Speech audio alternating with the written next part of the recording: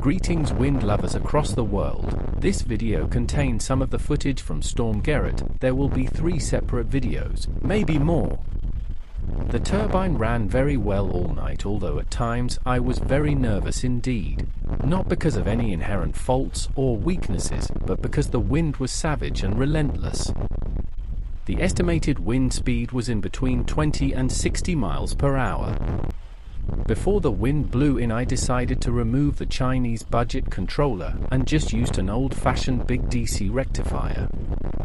This meant that there was no actual brake to stop the turbine going over 30 volts. 30 volts is an important number because my DC to AC inverter shuts off above 30 volts, and therefore cannot be used whilst in this state.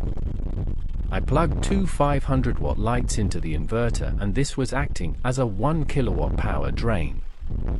Now the inverter is connected. What follows is this. The turbine starts producing 40 amps. This causes the battery voltage to increase sharply upwards to 27 volts or thereabouts. At this time the inverter switches on and immediately drains all the power out of the batteries, which has a knock-on effect of making the turbine have to work much harder.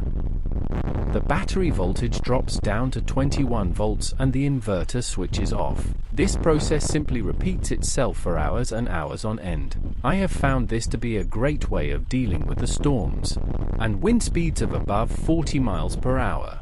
Please note that in the video, when you see the watt meter lit up around the plastic on the outside, that means the 1000 watts of lights are on and causing the power drain. The inverter is rated for 3 kilowatts, but I have only ever used it up to a maximum of 1 kilowatt, and it has proved to be very reliable, running for over 24 hours non-stop. The turbine produces over 100 amps in bursts, and the system is only limited by the wind speed and my 2 very old batteries. Regarding the build quality, the double bearing assembly at the top of the tower means that the turbine can easily handle being chucked about for hours on end. The struts at the back also mean the weight of the tail is supported. Without these 2 things the turbine would fall to pieces. My estimates are that the motor was probably going over 600 RPM at its peak.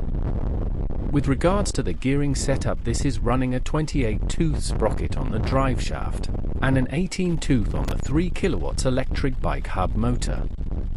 I am glad that we sorted out all the problems with the turbine, and having to fix the motor was a bit of a mission, but all worthwhile in the end. Make sure you watch the whole video, as the power really starts piling in at the end of this video.